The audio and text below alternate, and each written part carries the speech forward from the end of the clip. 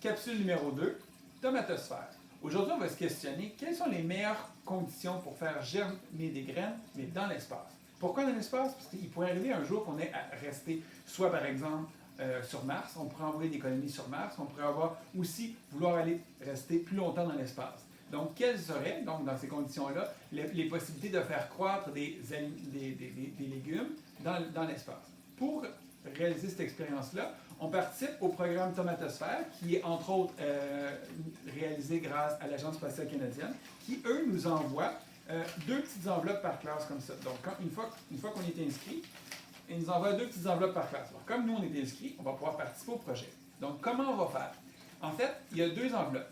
Dans une enveloppe, il y a des semences de tomates et dans l'autre aussi des semences de tomates. On pourrait dire, OK, oui, et alors? Bien, il y en a un des deux qu'on a simulé les conditions dans l'espace. Et dans l'autre, ce sont ce qu'on va appeler des tomates témoins. Le fait est qu'on ne sait pas c'est lesquelles. Est-ce que c'est dans cette enveloppe-là, cette enveloppe-là, ou cette enveloppe-là, cette enveloppe-là? On ne le sait pas. Donc, ce qu'on va faire, pour le réaliser, on va avoir deux ensembles de semis.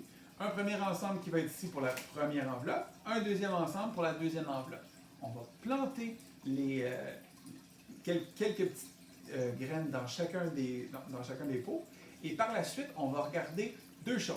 Le taux de germination, c'est-à-dire le nombre de graines qui vont germer par rapport à ceux qu'on a plantés initialement, et aussi la vigueur de croissance des plantes. C'est-à-dire, est-ce que les plantes, d'un côté ou de l'autre, parce qu'encore une fois, on ne le saura pas, hein, lequel vient de semences qui ont été dans lesquelles on a simulé les conditions dans l'espace, et lesquelles, tout simplement, ce sont des semences de tomates témoins qui viennent d'ici, tout simplement. Donc, dans les 2 cas, on va regarder comment ça se passe, et suite à ça, on va communiquer nos résultats. Oui, on va communiquer nos résultats à l'Agence spatiale canadienne grâce à un petit lien que tu peux aller voir là, dans le lien que je mets en dessous de la vidéo. D'accord? Donc, là, ce que je fais, on va ouvrir les enveloppes, on va mettre les petites semences en terre, on va arroser, et puis là, ben, il ne reste plus qu'à mettre le couvercle par-dessus pour faire une belle serre. L'effet de serre, c'est-à-dire ce qui va arriver, c'est que la chaleur du soleil va pénétrer au travers la serre et elle va rester emprisonnée. Donc, il va y avoir des conditions idéales pour que les graines germent. Par la suite, à tous les jours, on va faire des observations. Combien de graines ont germé, comment se passe la germination, et on va voir comment ça évalue au fil du temps. Donc, on va commencer par ouvrir l'enveloppe.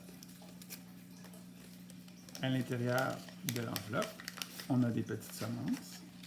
Et là, bien sûr, qu'on va y aller généreusement.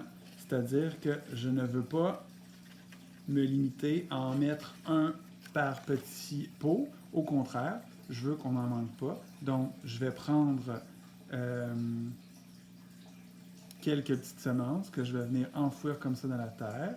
Et par la suite, je vais continuer avec l'autre comme ça ici, de façon à en avoir quelques-unes. Par la suite, dans chacun des cas, j'en mets un petit peu de terre dessus.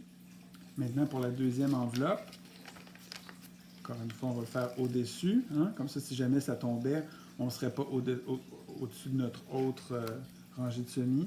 Encore une fois, on en met sur quelques-uns comme ça. Dans mon précédent pot, voilà, et j'y vais de même façon. Donc, par la suite, on arrose et on expose au soleil.